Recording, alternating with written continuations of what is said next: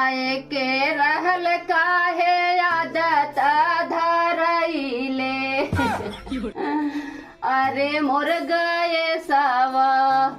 यही खातिर सासू पातोहिया में झगड़ा वही कराए। बुढ़िया का है चूल्हा पे खनवा बनौ रे पातोहिया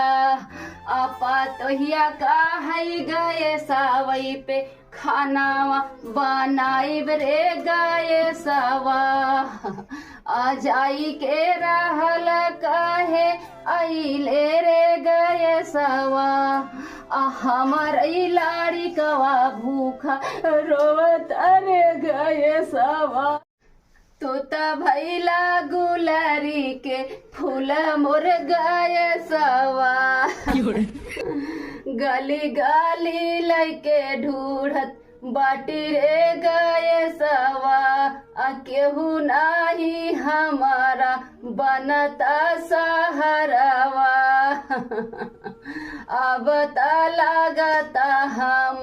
गई भैसिया बांध के पड़े रे गए सवा तब ही हमारा पेटवा भरी है रे गए सवा तोरा में ता खाली लुकी छुआई हाथा वही ना करिया होई देता रहे गए सवा।